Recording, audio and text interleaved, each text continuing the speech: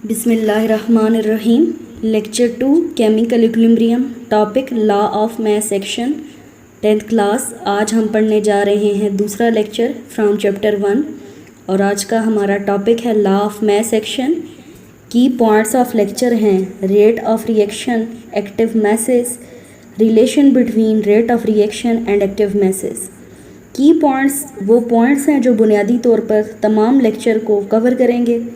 तो सबसे पहले देखेंगे रेट ऑफ रिएक्शन। जैसा कि पिछले लेक्चर में भी बात हुई थी, the speed at which reaction proceeds, इसे हमने केमिकली डिफाइन किया था। The speed at which reaction proceed with in a unit time is called rate of reaction. और इसका कंसेप्ट ये था कि वक्त के किसी ख़ास हिस्से में स्पेसिफिक टाइम इंटरवल में जितने number of moles of reactant आपस में रिएक्ट करके जितने number of moles of product बनाया करते हैं उसे हम रेट ऑफ रिएक्शन कहते हैं। अगर बात करें रिवर्सिबल रिएक्शन की तो इसमें रेट ऑफ रिएक्शन दो तरह का है, यानी rate of forward reaction and rate of reverse reaction.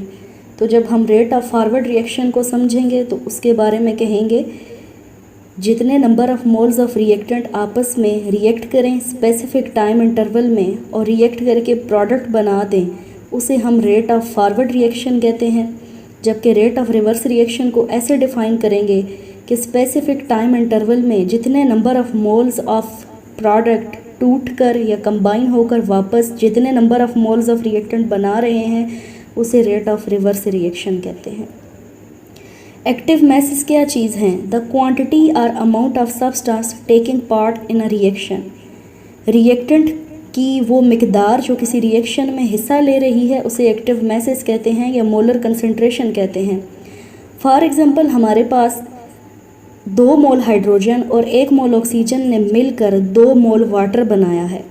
तो इस रिएक्शन में 2 मोल हाइड्रोजन और 1 मोल ऑक्सीजन, हाइड्रोजन और ऑक्सीजन के एक्टिव मैसेज या उनकी मोलर कंसंट्रेशंस हैं। मोलर कंसंट्रेशन को हम स्क्वायर ब्रैकेट से एक्सप्रेस करते हैं एंड इट्स यूनिट इज़ मोल पर डेसीमीटर क्यूब।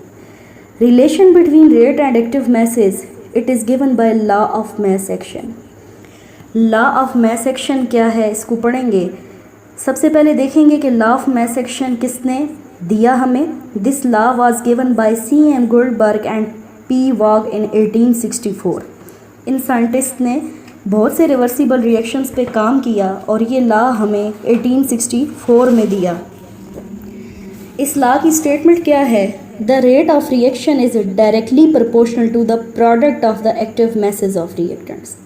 यानी किसी केमिकल के रिएक्शन का जो रेट है वो उसके रिएक्टेंट्स के एक्टिव मैसेज के प्रोडक्ट के डायरेक्टली प्रोपोर्शनल है।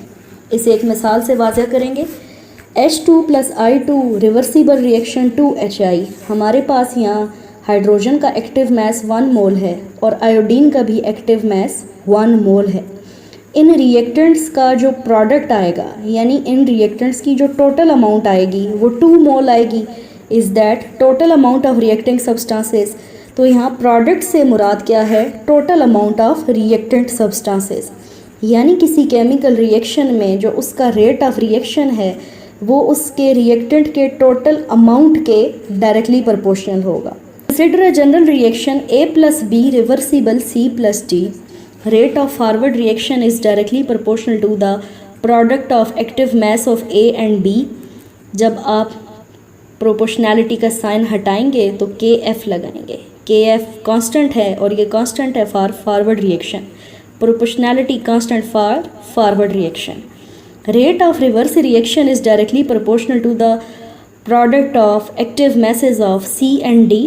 जब आप यहाँ पे प्रोपोर्शनैलिटी का साइन हटाएंगे तो KR लगाएंगे और KR क्या है? This is the proportionality constant for rate of reverse reaction. By rearranging the equations, we will find out Kf over Kr is equal to C into D over A into B. Kf over Kr is equal to Kc। इसे हम equilibrium constant कहते हैं और इसको define करते हैं the ratio between rate of forward reaction and reverse reaction.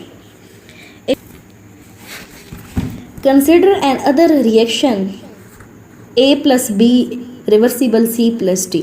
Small a, small b, small c और small d ये मोल्स हैं respectively A, B, C and D के। आप इनके लिए इक्विलिब्रियम कांस्टेंट का जो एक्सप्रेशन लिखेंगे तो ये जो मोल्स हैं ये लिखते वक्त इनकी पावर में चले जाएंगे, एक्सपोनेंशियल फॉर्म में चले जाएंगे।